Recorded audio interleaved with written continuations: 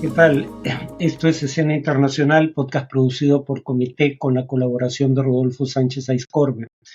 La primera noticia de hoy, 27 de abril, es que comenzó la segunda fase de las elecciones generales en la India.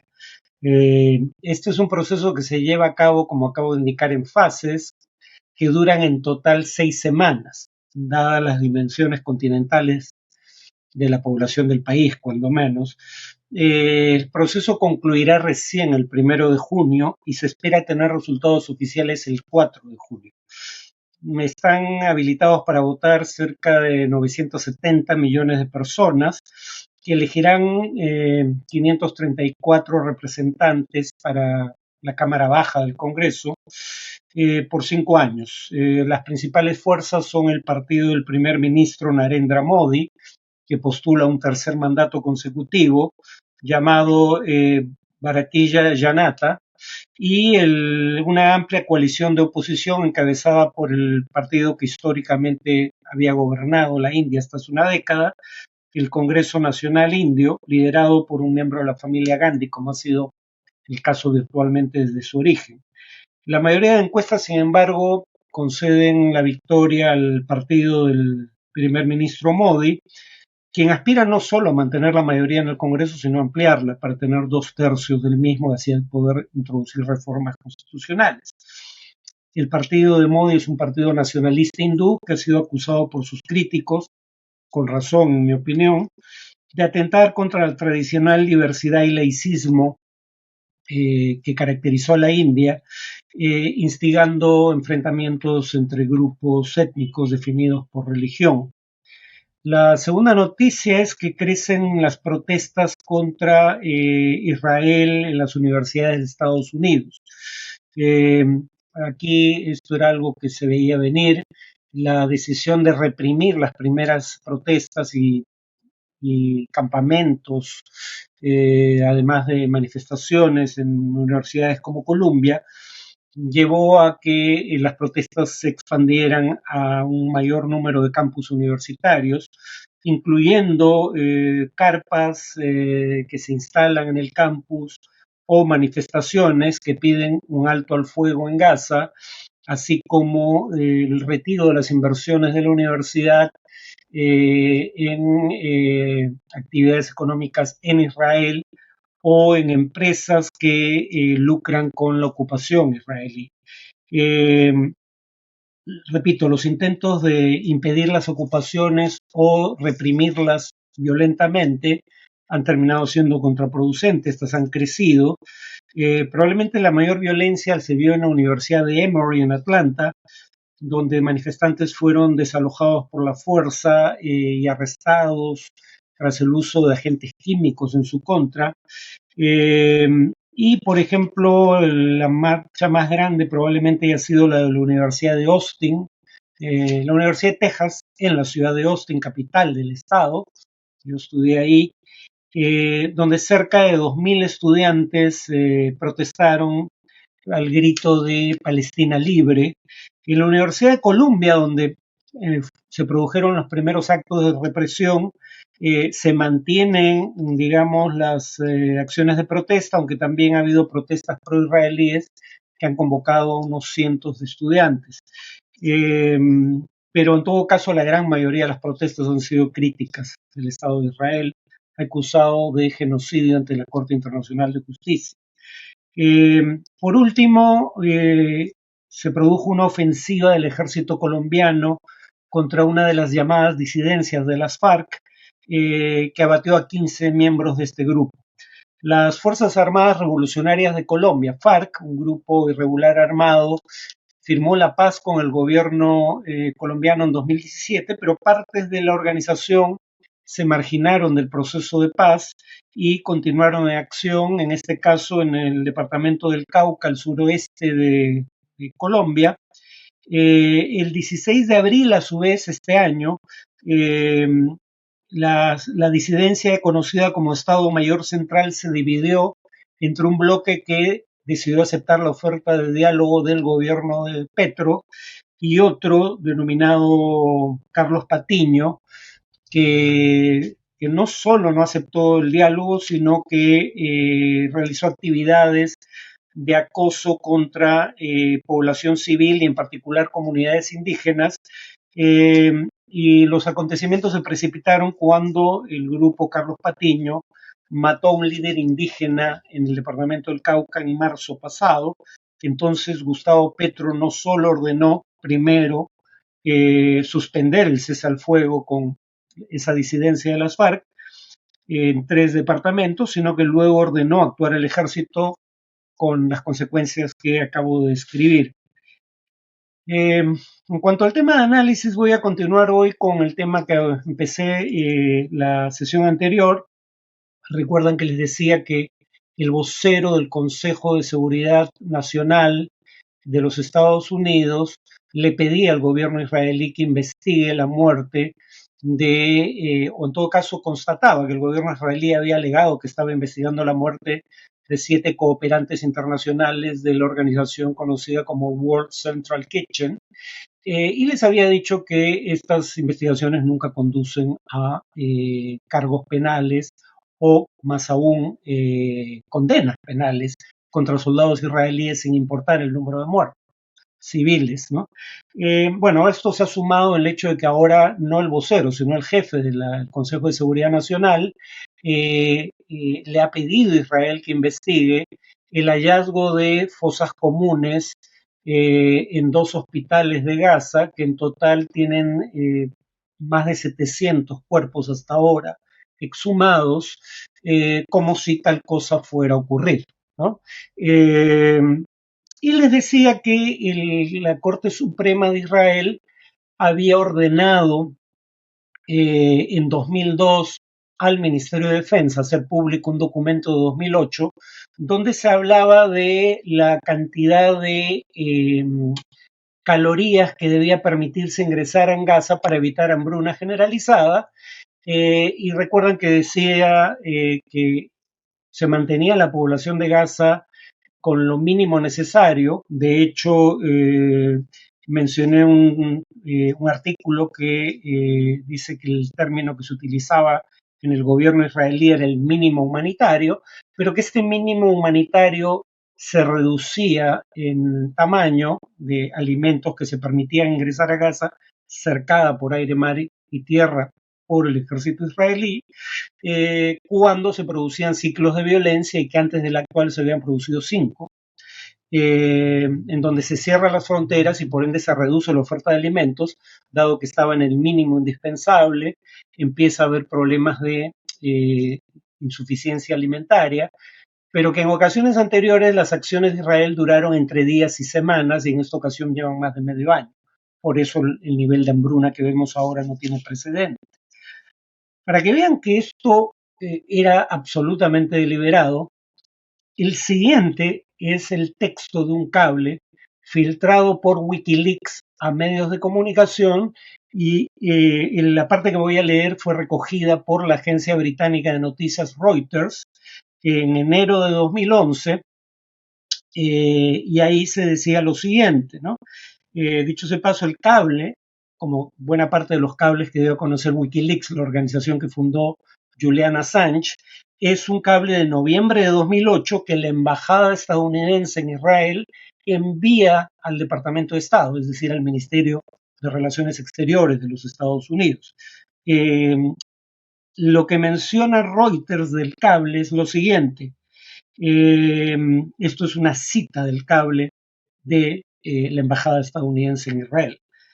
Como parte de su plan general contra Gaza, funcionarios israelíes nos han confirmado en múltiples ocasiones que tienen la intención de mantener la economía de Gaza al borde del colapso, pero sin empujarla al precipicio.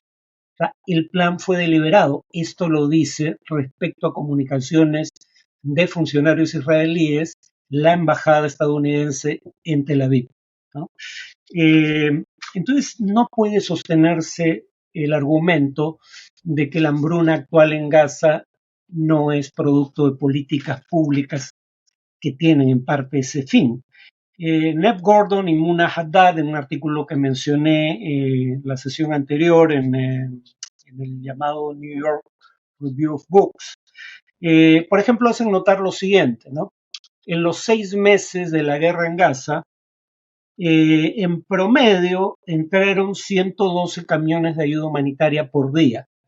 El promedio previo a la invasión israelí de Gaza era de 500 camiones. Pues en otras palabras, 500, recuerden, era el mínimo indispensable.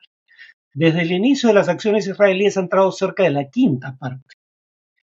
Y Israel alega que esto era por problemas logísticos esencialmente. Ya vimos en un podcast anterior cómo Israel negaba el ingreso de todo el camión si había un bien que consideraba que no debía entrar a Gaza, ¿no? Eso era lo que demoraba el proceso. La prueba de que esto no era un problema logístico es el hecho de que bajo presión internacional, según la agencia Jewish News Syndicate, el 9 de abril de este año, o sea, hace unos días, decía que el día previo habían ingresado 419 camiones, cerca al promedio anterior a la guerra. Si virtualmente en cuestión de 2 días, porque esto fue básicamente 2 días, el día previo habían ingresado cerca de 400 camiones, se puede aumentar el número de camiones de ayuda humanitaria que ingresan a Gaza de 112, que era el promedio de los primeros 6 meses, a más de 400, claramente no había un problema logístico. Era una decisión política lo que había impedido el ingreso de alimentos y fue una presión política lo que hizo que esto cambiara. Por ejemplo, en el artículo en cuestión se dice el anuncio de que han ingresado 419 camiones llega en medio de crecientes presiones estadounidenses e internacionales para incrementar la cantidad de ayuda que ingresa a Gaza.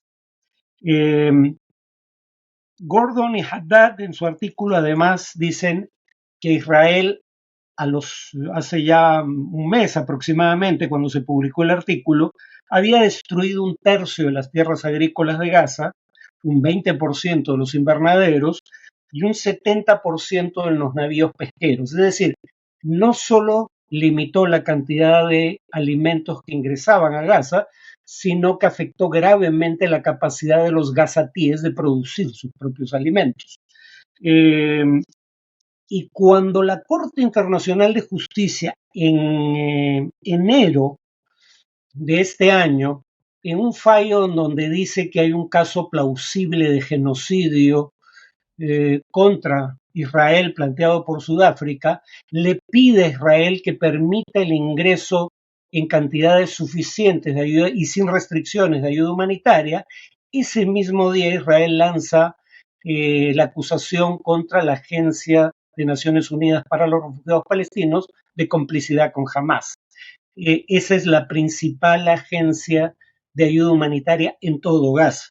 Entonces, básicamente esto era una cachetada en el rostro a la Corte Internacional de Justicia, porque ya era algo francamente sospechoso que la acusación israelí se diera el mismo día que la Corte le pedía hacer exactamente lo opuesto a lo que había hecho, cuando además sabíamos, y lo mencioné en un podcast anterior, que desde 2018, cuando menos, el gobierno israelí había dicho explícitamente que quería producir el fin de la organización conocida como Agencia de Naciones Unidas para los Refugiados Palestinos. Le quería poner fin porque, según Netanyahu, perpetuaba las reivindicaciones de los refugiados. Refugiados que Israel se comprometió a recibir de vuelta y recuperar sus propiedades cuando fue aceptado en la Organización de las Naciones Unidas. Pero Israel decidió no cooperar con la UNRWA. Primero dijo que había 12 miembros de la organización que participaron directamente en los ataques terroristas del 7 de octubre de 2023 y luego dijo que había 450 de los 30.000 que son un total de empleados de la UNRWA en Gaza y otras partes, 450 que pertenecían a Hamas. Bueno, virtualmente desde el primer día quedó claro que no había evidencia tras estas afirmaciones, pese a lo cual 15 potencias occidentales encabezadas por Estados Unidos detuvieron total o parcialmente su financiamiento a la Organización de Naciones Unidas para los Refugiados. Repito, la principal fuente de ayuda humanitaria en Gaza, en un momento en que la Corte Internacional de Justicia le pedía a Israel que permita el ingreso de ayuda humanitaria para evitar, y esto es una cita textual, el riesgo de genocidio. Con esas palabras, ¿no? Bueno, sin esperar evidencia, 15 países occidentales más Japón decidieron recortar en todo o en parte su ayuda a la agencia antes mencionada. En cuestión de semanas ya habían cables como el de Deutsche Welle que decía que Israel no ha mostrado pruebas concluyentes de las acusaciones que lanzó.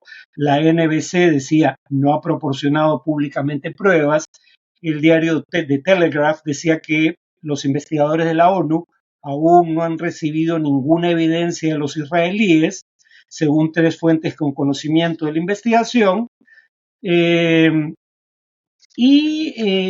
ya a esas alturas, algunos de estos países volvieron a conceder su ayuda a la Agencia de Naciones Unidas para los Refugiados Palestinos.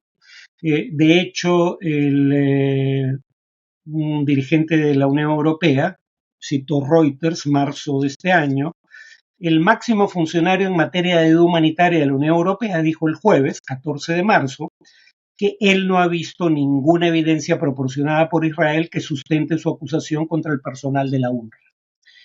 En el informe que ordenó el secretario general de la ONU a una comisión de expertos independientes, no empleados de la ONU, que encabezó una ex canciller francesa, Catherine Colonna, se dice explícitamente Israel aún no ha aportado pruebas que demuestren sus acusaciones. Esto ya es el informe de la ONU, no trascendido de prensa, y sobre la UNRWA, la organización, estas son las siglas en inglés de la Organización de Naciones Unidas para los Refugiados, la UNRWA ha establecido un número significativo de mecanismos y procedimientos para garantizar el cumplimiento de los principios humanitarios, con énfasis en el principio de neutralidad, es decir, que no pueden tomar posición política en torno al conflicto en la zona en la que operan, ¿no? O sea, todo lo que dijo Israel era falso. Termino con 2 citas, una del jefe de la diplomacia europea, Josep Borrell, y otra del secretario de Estado de los Estados Unidos, que no actúan en consecuencia, pero que al menos son conscientes de lo que realmente pasa en Gaza. Borrell habla de 30.000 personas muertas en su momento, a mediados de marzo, 1.800.000 desplazados y 500.000 personas al borde del hambre, y añade, y esto cita textual del jefe de la diplomacia europea, esta es una crisis humanitaria que no es un desastre natural, es provocada por el hombre.